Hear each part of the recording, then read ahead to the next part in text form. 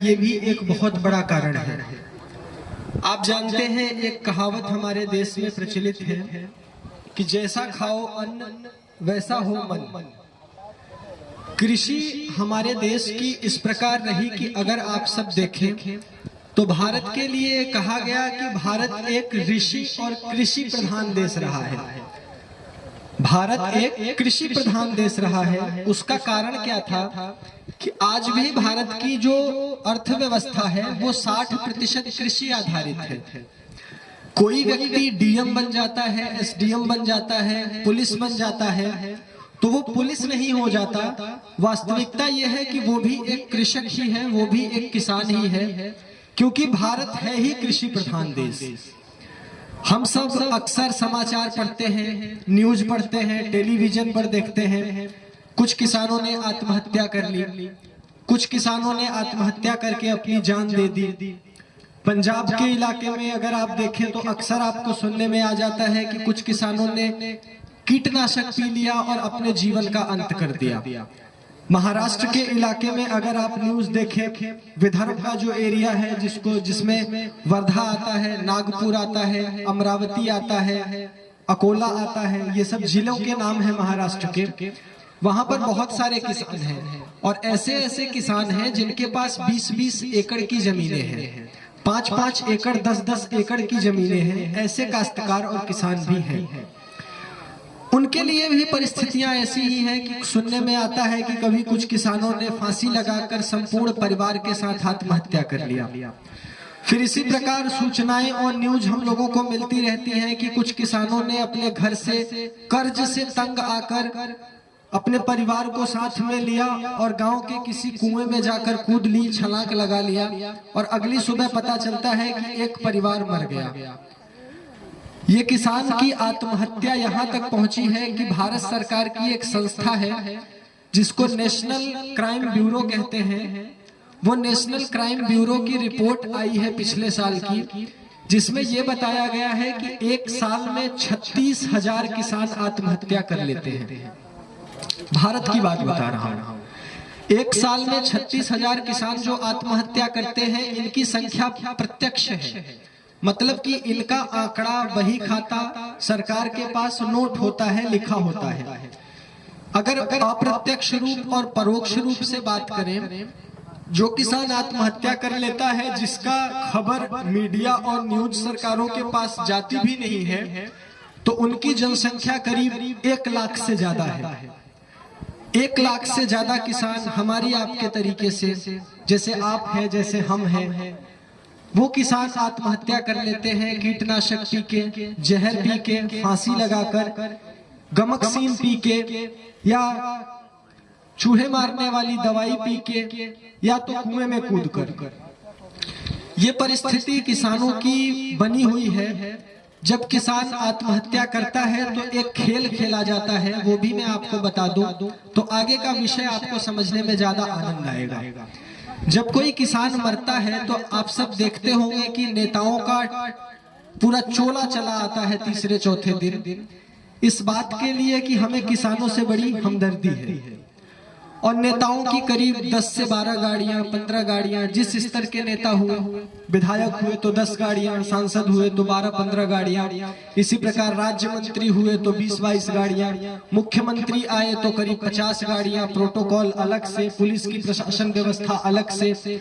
अगर कभी प्रधानमंत्री आ जाते हैं, मुख्यमंत्री, राज्यपाल आ जाते हैं, या हमारे देश के स्वास्थ्य मंत्री आ जाते हैं, कृषि मंत्री आ जाते हैं, तो उनकी फिर अलग पूरी व्यवस्था ही है। 1 महीने पहले से उनके आगमन की तैयारी कराई जाती है और उस क्षेत्र के नगर पंचायत सदस्य से लेकर जिला पंचायत सदस्य से लेकर विधायक तक उनकी सेवा में जुट जाते हैं।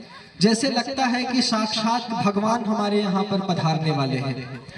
तो जब कोई किसान मरता है तो नेतागण आते हैं आपके घर पर, पूरी व्यवस्था की जाती है और बाकायदा मीडिया को साथ में रखकर आपके परिवार को मृतक किसानों के परिवार को 2 लाख रुपए की चेक पकड़ाई जाती है। आप सबने देखा है ना, अक्सर न्यूज में आता है, सूचना में आता रहता है अखबारों में कि फला किसान के मरने पर सरकार ने 2 लाख रुपए की अनुदान राशि प्रदान की।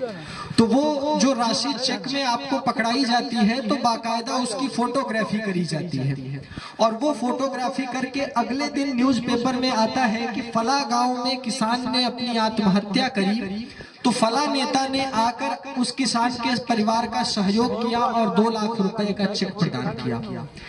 अगर आप उस परिवार के घर में और नजदीक जाके पता करेंगे तो शायद आपको समझ में आएगा कि जो किसान मरा है उसको जरूरत 2 लाख की नहीं, शायद उसको जरूरत 15 लाख की थी।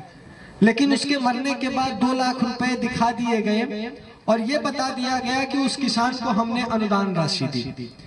और अगर आप ये देखें कि उस 2 लाख रुपए को देने के लिए जो मंत्रीगण आए हुए हैं उस पर कितना खर्चा किया गया है, तो वो आंकड़ा आता है करीब 30 से 35 लाख रुपए।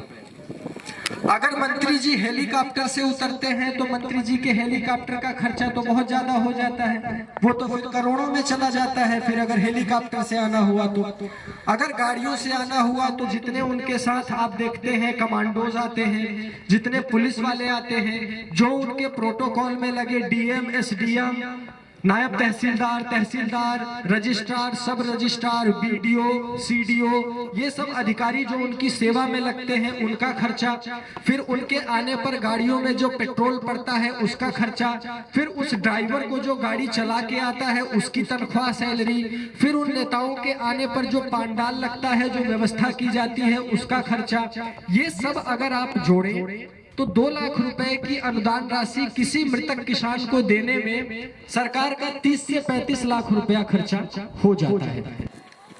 वो पैसा हमारा ही होता है, आपका ही होता है।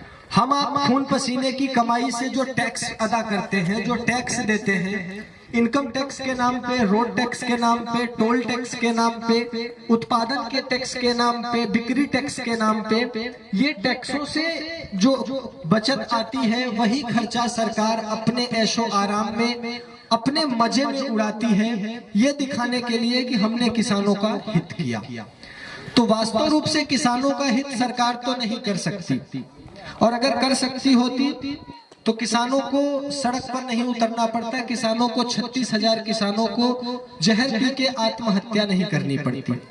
तो एक तरफ तो हम देखते हैं कि किसानों के लिए सरकार भी नहीं सोच रही है, और फिर दूसरी तरफ अगर हम बैंकिंग व्यवस्था को देखना चाहें तो हम देखते हैं कि कोई भी किसान खेती करने के लिए कर्ज लेता है, क्योंकि किसान के पास जो आमदनी आती है वो सिर्फ एक ही माध्यम है कि जो कुछ भी किसान पैदा करता है उसको बाजार में बेचता है, मंडी में बेचता है, उससे जो कुछ भी आय या पैसा आता है उसी से फिर वो अगले तैयारी करता है, फसल की अगले बीज बोने की तैयारी करता है। अब वो पैसा लेने के लिए अक्सर ऐसा देखा गया है कि अगर आप 5 लाख रुपए लगा के किसी खेती को तैयार करें तो आमदनी 5 लाख 5.5 लाख रुपए के ही करीब दिखती है। मतलब जो लगाया वही आपको मिलता है, कभी कभी तो वो भी नहीं मिलता है, क्योंकि हमारे कृषि कर्म में जो लागत आई है ना पिछले 20 साल 25 सालों में, वो दिन प्रतिदिन बढ़ती जा रही है। और वो बढ़ इसलिए रही है क्योंकि हमारे देश में आप सबको याद होगा हरित क्रांति आई थी, और हरित क्रांति के नाम पर किसानों को ये कहा गया था कि आप अपने जमीन में यूरिया डीएपी का छिड़काव अगर नहीं करते हैं तो आपकी फसल की पैदावार नहीं हो सकती है। एंडोसल्फान, मेलाथियान, मेथक्लोर, डाइक्लोर, अगर ये सब आप अपने खेतों में नहीं डालते हैं तो आपके जमीन की उर्वरक क्षमता नहीं हो सकती है, आप उपजाऊ नहीं कर सकते हैं जमीन को। तो इसके लिए आपको कीटनाशक, जंतुनाशक डालना ही पड़ेगा, खाद यूरिया डालनी ही पड़ेगी। तो किसानों ने वैज्ञानिकों की बात सुन के, डॉक्टरों की बात सुन के वो यूरिया डीएपी अपने खेतों में डालना शुरू किया। और जो हमारी खेत कभी उपजाऊ और नरम हुआ करते थे, जो हमारी मिट्टी कभी कोमल हुआ करती थी, वो इन जहर के डालने की वजह से बंजर हो गई, पत्थर जैसी हो गई। क्यों हो गई पत्थर जैसी?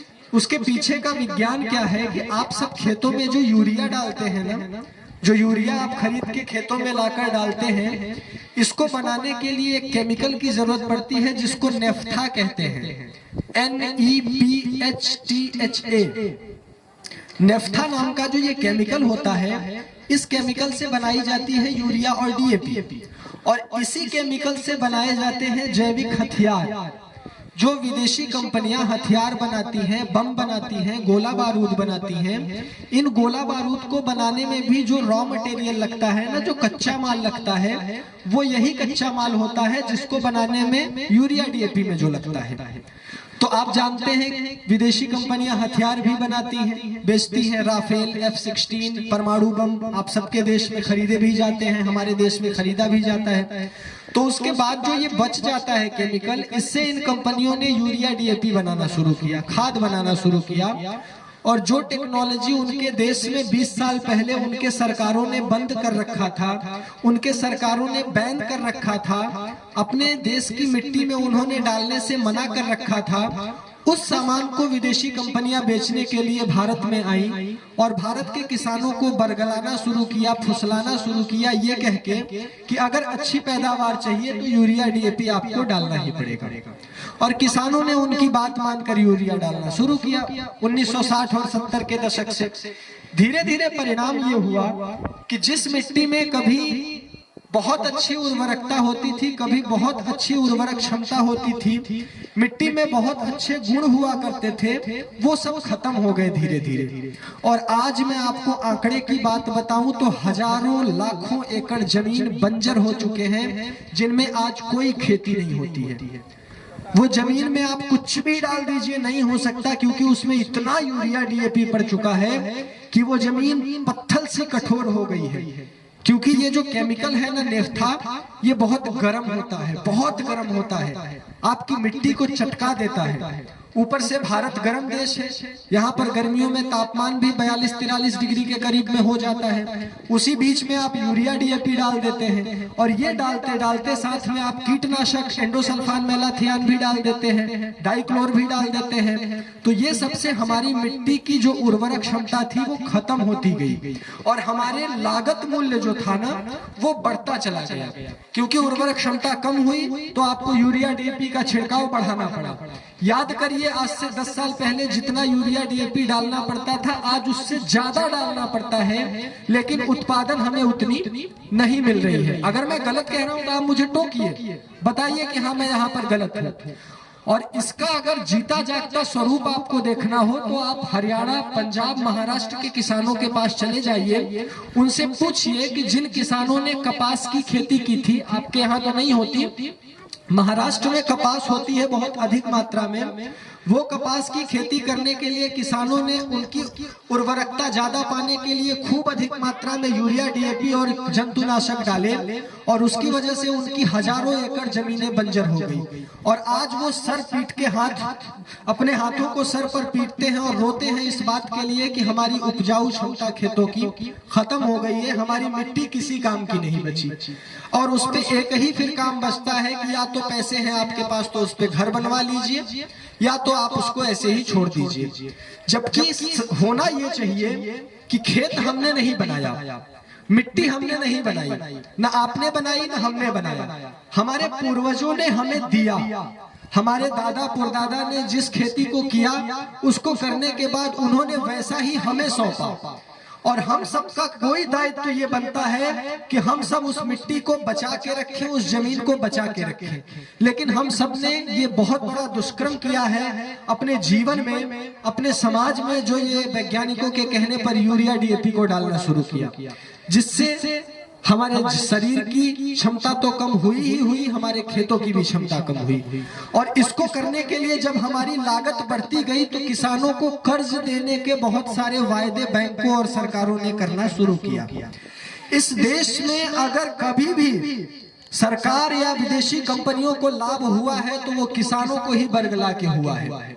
नेता तो कभी किसी का नहीं हो सकता, क्योंकि नेता तो लोटा होता है, कभी भी किधर भी जा सकते हैं। आज बीजेपी में 40% लोग ऐसे हैं जो कभी कांग्रेस में हुआ करते थे, उसी प्रकार जो उद्योगपति है, उद्योगपति भी तो लोटा होता है। आज 2 रुपए फला कंपनी से मुनाफा मिल रहा है, कल दूसरी कंपनी ने 2.5 रुपए का मुनाफा दिया तो उसका सामान रखना शुरू कर देगा। लेकिन ये जो किसान है ना, ये किसान बहुत सीधा साधा होता है, बहुत सामान्य जीवन जीता है, अपने आप को बहुत सीमित रखता है। उसका जीवन घर परिवार से शुरू होकर अपने ही खेत में खत्म हो जाता है और उसका पूरा जीवन उसी चक्र में चलता रहता है। इस किसानों के साथ सबसे बड़ा दुष्कर्म किया गया नेताओं के द्वारा और विदेशी कंपनियों के द्वारा। इसी में अपना तवा गरम करने के लिए बैंकिंग प्रणाली भी आपके समाज में, आपके देश में आई। अब यहाँ से वो रुपए का खेल आपको समझ में आएगा कि कैसे आपके साथ रुपए का वो खेल खेला जा रहा है।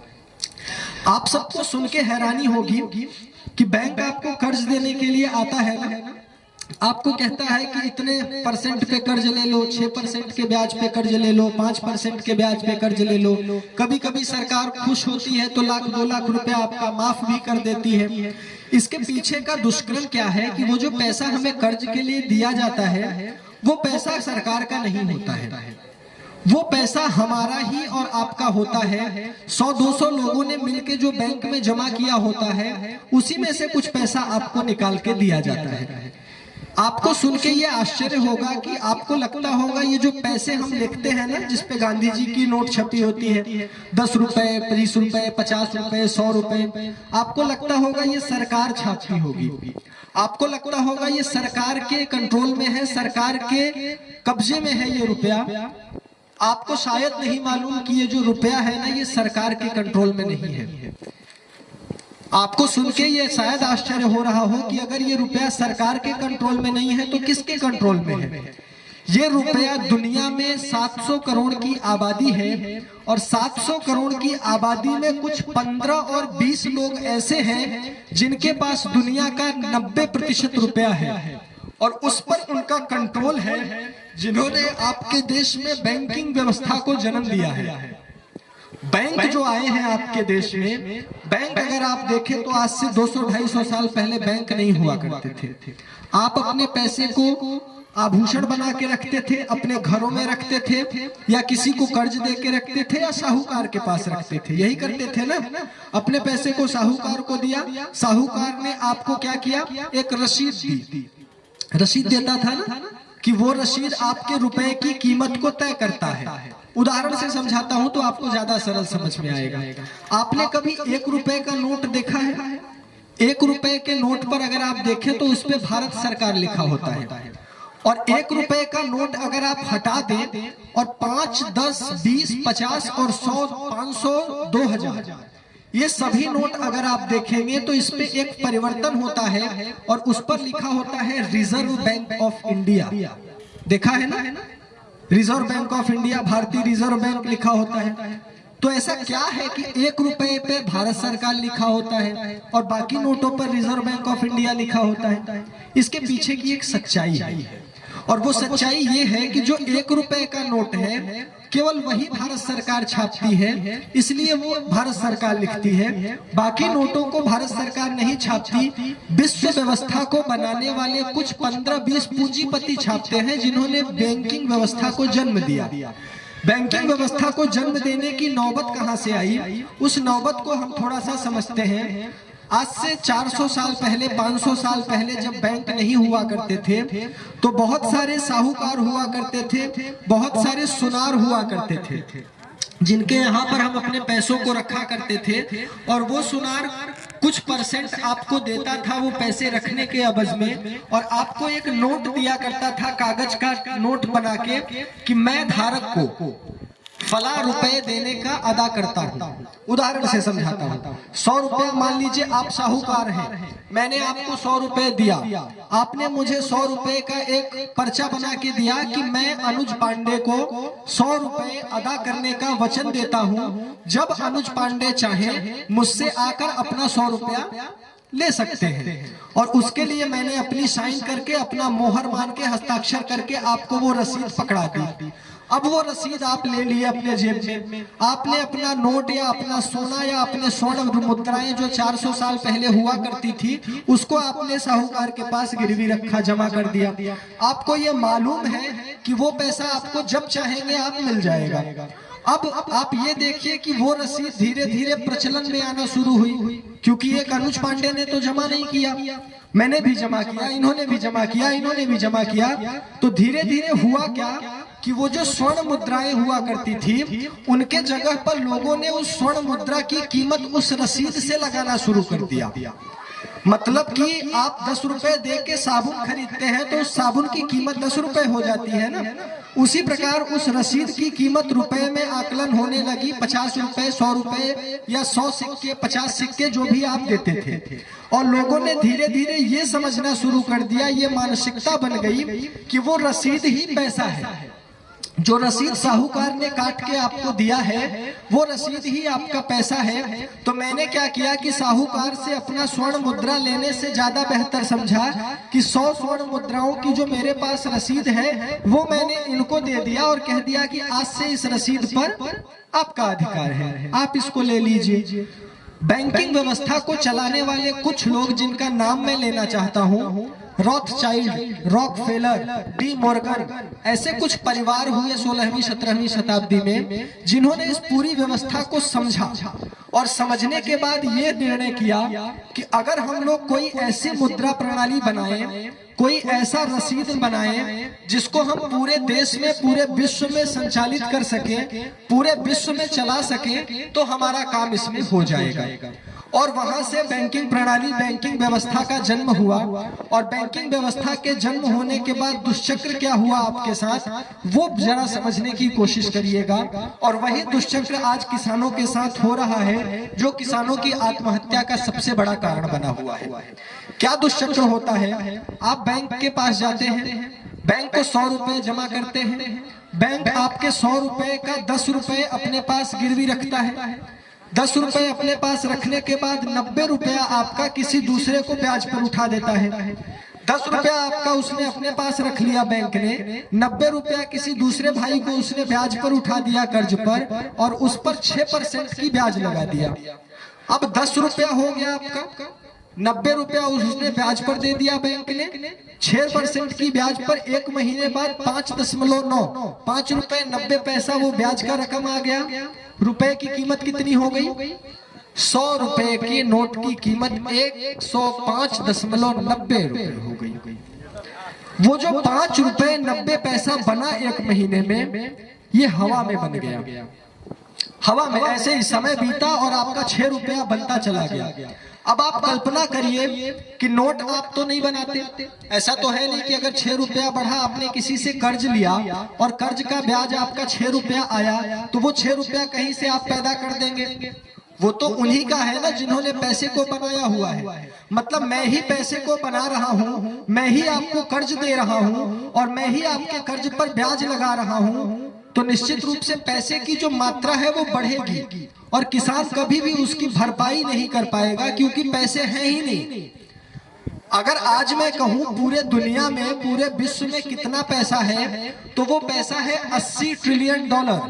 पूरे विश्व की जो पैसे मुद्रा है, पूरे विश्व में जो मुद्रा है पैसे में, वो $80 ट्रिलियन है। और अगर मैं आपको ये कहूं कि पूरे विश्व पे कर्ज कितना है, तो आपको बड़ा हास्य लगेगा, बड़ा हंसी आएगी कि पूरे विश्व पर कर्ज है $200 ट्रिलियन का। अब बताइए कि जिस पूरे विश्व में केवल $80 ट्रिलियन रुपया ही है, उस पूरे विश्व में $200 ट्रिलियन की भुगताई आप कहां से कर पाएंगे। तो ये एक साजिश है, ये एक दुष्चक्र है, आपको अपने ही घर में, अपने ही परिवार में फंसा देने का। आप कर्ज लेते हैं बैंक से, बैंक दूसरे को पैसा देता है आपको, और वो पैसे से भरपाई करके ब्याज बैंक रखता है अपने पास। आपको नहीं बताता कि आपका 100 रुपया 10 रुपया मैं रख के 90 रुपया किसी दूसरे को दिया हूँ और उस पर पैसा मैं लेता जा रहा हूँ, और वो पैसा बैंक बनाता है, और जब आपको जरूरत पड़ती है तो उस जरूरत में आपको आपका पैसा नहीं मिल पाता। अगर देखना हो तो आप कर लीजिए, यहाँ पर बैठे सभी लोग आज के आज बैंक में जाइए और बैंक को बोलिए मेरा सारा जमा पैसा निकाल कर दे दो, बैंक आपको नहीं दे सकता। क्योंकि बैंक के पास पैसे ही नहीं है। बैंक आपके ही पैसों को रख कर और आपके ही पैसों को सर्कुलेट करता है समाज में। अब होता क्या है, जैसे सरकार को अगर पैसे की जरूरत पड़ी तो सरकार पैसे छपवाती है। छपवाती कैसे है? हमारे देश के जो संसाधन है, जो कोयला है, हमारे देश का जो पत्थर है, हमारे देश के जो बड़े बड़े उद्योग हैं, उनको गिरवी रखती है सरकार, और गिरवी रख के कुछ पैसे को छपवाया जाता है 2000 के नोट में, 500 के नोट में, और वो नोट फिर सरकार रिजर्व बैंक के पास आती है, और वो रिजर्व बैंक से रिजर्व बैंक छोटे छोटे जो सहकारी और ग्रामीण बैंक होते हैं, जैसे ICICI बैंक हो गया, HDFC बैंक हो गया, SBI बैंक हो गया, केनरा बैंक हो गया, पंजाब एंड सिंध बैंक हो गया, पंजाब नेशनल बैंक हो गया, ये अलग अलग नाम से जितने भी बैंक है ना, उनको फिर वो रिजर्व बैंक पैसे दे देता है, और वो पैसा फिर आपको कर्ज के रूप में दिया जाता है, और फिर वो आप पैसा किसी दूसरे बैंक में ले जाके जमा करते हैं, और फिर आपके ही पैसे को किसी तीसरे को कर्ज पर दिया जाता है, और उसका ब्याज बैंक कमाता है और आप कर्जदार बनते हैं। मुसीबत किसानों के साथ क्या है कि किसानों को जो ब्याज मिलता है, जो कर्ज मिलता है, वो चक्रवृद्धि ब्याज पर मिलता है। अब किसान पैसा ले लेता है, उसकी भुगताई कर नहीं पाता, क्योंकि 500 रुपए लागत लगाता है तो 500 की ही पैदावार होती है, लेकिन पता चलता है कि 6% की ब्याज से 530 रुपया हो चुका है, तो 30 रुपया किसान कहाँ से पैदा करेगा? वो खुद को बेच देगा तब भी नहीं 30 रुपए आ सकते, बेच ही नहीं सकता। तो एक ही रास्ता बचता है किसान के पास, जहर पी के अपने आप को खत्म कर देना। एक ही रास्ता बचता है किसान के पास, कीटनाशक पी के अपने आप को खत्म कर देना। क्योंकि मैंने आपको अभी थोड़ी देर पहले कहा कि इस देश के नेताओं ने अपना स्वाभिमान बेच दिया है, इस देश के पूंजीपतियों ने अपना स्वाभिमान बेच दिया है, लेकिन इस देश का गरीब किसान ऐसा है जिसने आज तक अपने स्वाभिमान को नहीं बेचा है। अगर इस देश के किसानों के दरवाजे पर पुलिस तक आ जाती है, बैंक का कोई कर्मचारी आ जाता है और ये कह देता है कि तुम पैसे नहीं भर रहे हो, तुम ब्याज नहीं भर रहे हो, और थोड़ी सी खरी खोटी सुना देता है, और 4 लोग परिवार के ही अगर खड़े होकर इस पूरे मंजर को देख लेते हैं, इतने में ही किसान को लगता है कि हाय कितनी बड़ी तकलीफ हो गई, मेरी कितनी बड़ी बदनामी हो गई, कितना बड़ा अपमान हो गया, और वो सीधे रात को अपने परिवार को लेकर जाता है, अपने छोटे छोटे बच्चों को लेकर जाता है और कीटनाशक पीता है, चूहे मारने की दवा पीता है और अपने जीवन का अंत कर लेता है। और बाद में ये कहा जाता है कि किसानों ने आत्महत्या की। मैं ये बात दावे से कह सकता हूं कि कोई भी किसान आत्महत्या नहीं करता, बल्कि एक सोची समझी रणनीति और साजिश के तहत उस किसान को मरने के लिए मजबूर किया जाता है, और अप्रत्यक्ष रूप से उस किसान की हत्या की जाती है, बल्कि वो आत्महत्या नहीं होती है। तो किसानों की आत्महत्या को अगर हम सबको रोकना है, किसानों को समृद्ध बनाना है, तो एक ही रास्ता बचता है कि हम सबको पुनः अपनी जैविक गौ आधारित स्वदेशी कृषि की तरफ लौटना पड़ेगा। और इसके तरफ लौटने का एक और भी गंभीर कारण है कि हम लोगों ने जो पिछले 20 सालों में अपने खेतों में ये जो केमिकल और जहर डालना शुरू किया है, ये केमिकल और जहर इतने खतरनाक होते हैं, इतने खराब होते हैं कि ये केवल पेड़ पौधों पर ही नहीं रह जाते, ये आपके पौधे में डालने से पौधे की जड़ों मर जाते हैं, पौधे के तने में जाते हैं, और पौधे के फूल और फलों में जाते हैं। फिर वो फल आप अपने घर पर लाते हैं, फिर उनका आटा बनाते हैं, चावल बनाते हैं, गेहूं बनाते हैं, जो भी तैयार करते हैं, उसको अपने शरीर में डालते हैं। फिर वो जहर इनडायरेक्ट रूप से आपके शरीर में चला जाता है और हजारों रोगों को आपके शरीर में जन्म देता है। आप जानते हैं पंजाब का एक इलाका है, उसका नाम है भटिंडा। भटिंडा नाम सुना है ना? सुना है ना भटिंडा नाम? तो भटिंडा में आप जानते हैं पंजाब में किसानों के पास बहुत पैसा होता है, वो आड़तिये के पास अपनी जमीन रखकर पैसे कर्ज ले लेते हैं आड़तिये से, और ये कह देते हैं कि जो पैदावार होगी बाद में आप इसमें अपना मैनेज कर लेना। तो वो किसानों के पास बहुत सारा पैसा हुआ, तो उन्होंने बहुत सारा यूरिया DAP डालना शुरू किया कि हमें तो बहुत लाभ होने वाला है। और आपको सुन के हैरानी होगी कि वो जहर इतना डाला गया भटिंडा के खेतों में कि जब एक माँ के दूध का परीक्षण किया गया ना, तो उस माँ के दूध में वही केमिकल पाया गया जो केमिकल यूरिया DAP हम खेतों में डालते हैं।